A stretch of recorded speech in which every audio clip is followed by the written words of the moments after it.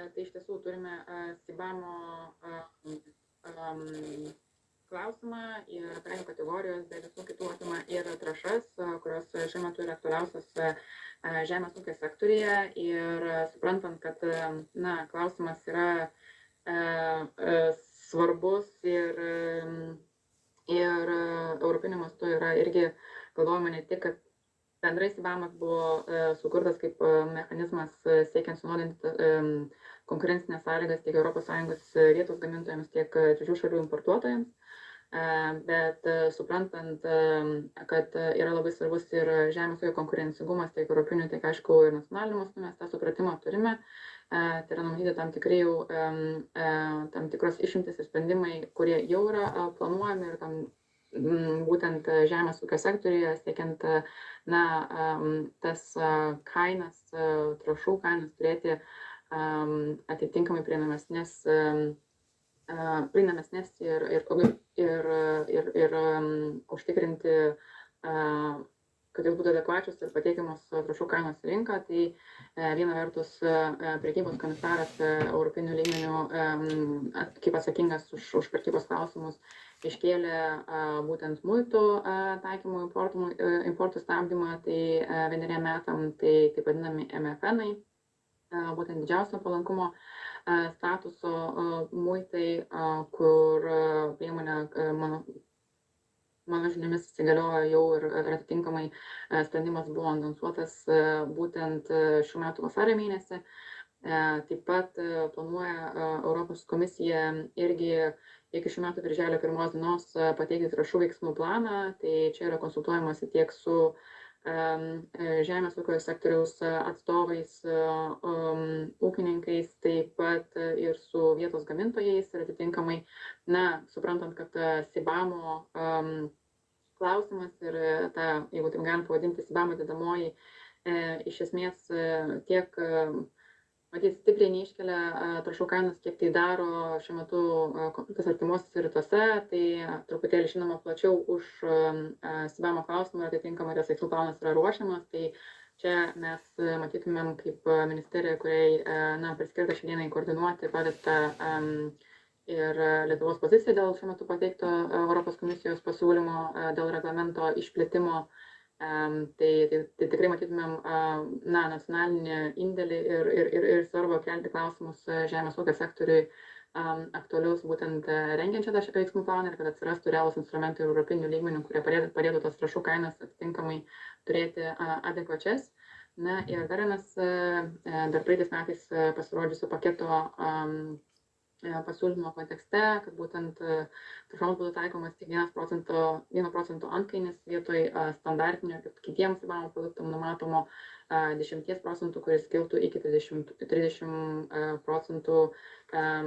per ilgesnį laikotarpį. Tai ką tai reiškia praktikoje, kad iš esmės matom ir skaidrėje ir tam tikras atotrūkis, kuris vėlgi jau indikuoja apie tai, kad žemės ūkio sektoriui ir dėl trąšų jau padaryta tokia minimali antkainio numatyta vertė, kuri vėlgi, kaip signalas, rinkos signalas atitinkamai dėl trąšų kainų valdymų. Ką dar labai aktualu turėti mintyje, tai kaip ir minėjau, pats reglamentas šiaip įsigaliojo 23 metais, jis jau yra galiojantis ir nuo šių metų sausio 1 dienos pradėjo veikti. Tai be kita ko, kaip papildoma priemonė, kuri atitinkamai galbūt padėtų CBAM-o kontekste vieną ar kitą produktą esant vidaus rinkos iššūkiam arba matant tam tikrus rinkos nestabilumus, pavyzdžiui, dėl tų pačių trąšų. Tai būtent gruodžio mėnesį pasirodžiusiam pasiūlymo pakete dėl reglamento išplėtimo yra įskirtas ir siūlomas straipsnis 27a, kurio Europos komisijai būtų suteikiami įgaliojimai deleguoti aktus suspenduoti vieno ar kito CBAM-o produktą. Ir čia kaip yra dar vienas saugiklis atitinkamai, kuris galėtų suveikti tų pačių trąšų kainų kontekste. Ir jeigu būtų įrodymų ir duomenų, kad būtent CBAM-as maišo kortas ir tas kainas sukelia ir padaro nebekonkurencingas, neprieinamas žemės ūkio sektoriui, tai vadinasi ūkininkam, atitinkamai būtų ieškoma tam tikrų sprendimų. Ką dar svarbu turbūt paminėti ir akcentuoti ir kas tikrai yra labai diskutuojama ir tarp institucinių darbo grupėj, kur yra ir socialiniai partneriai, ir tų pačių ūkininkų atstovai, trečių šalių importuotojai, taip pat vietos gamintojai trąšų, kur atitinkamai ir kalbame dėl naujausio to CBAM pasiūlymo paketo, tai būtent energijos kaštai. Ir energijos kaštų dalis produkto savikainoje, tai šiai dienai būtent trąšų gamyboje apie 70% savikainos trąšų sudaro būtent energijos kainos, tai dujų kainos, ir matom tikrai, kad tas Europos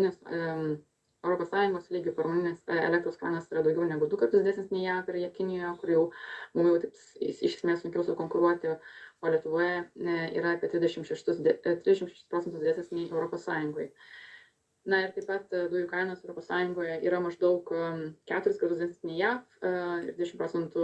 daugiau negu Kinijoje, o tai reikšmingai mažina energiją imlių sektorių, tokių kaip, pavyzdžiui, trąšų gamyba, konkurencingumą. Na ir taip pat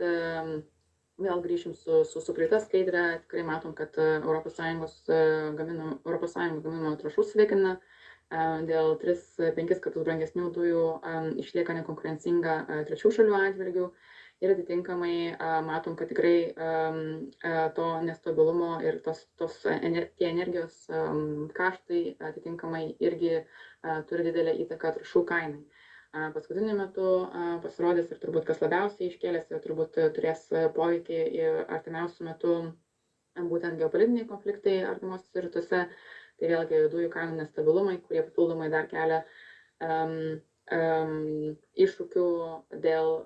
adekvačios tų pačių trąšų kainos, kuri galėtų padėti ūkininkam atitinkamai jų įsigyti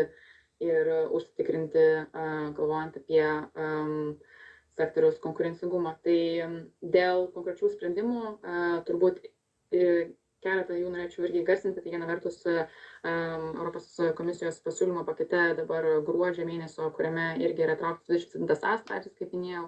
tai yra siūlomas tam tikras saugiklis, tai svarstomas yra galimybės tokiam pasiūlymui pritarti. Taip pat yra techniniai klausimai, kaip būtų galima palengvinti procedūras tiem patiem importuotojams iš trečių šalių, kol CBAM mechanizmas įsivažiuos, taip sakykime, tai tam tikrai palengvinimai, kad atsirastų techniniai ir galbūt deklaruojant, kokios yra tų pačių gamyklų emisijos, būtų galima savarankiškai deklaruojant atitinkamai turėti ir tą vertę, pagal kurią skaičiuojama galutinė importuojamų trąšų kaina,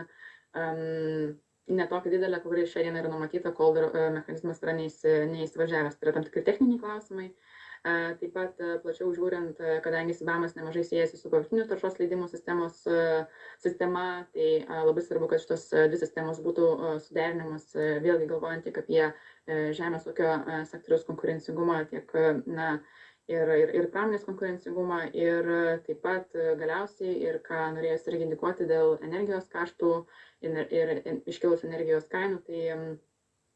irgi keliamas klausimas ir toje darbo grupėje tikrai ir matyti plačiau, kaip atitinkamai tas energijos kainas būtų galima turėti adekvatesnės, kurios atitinkamai galėtų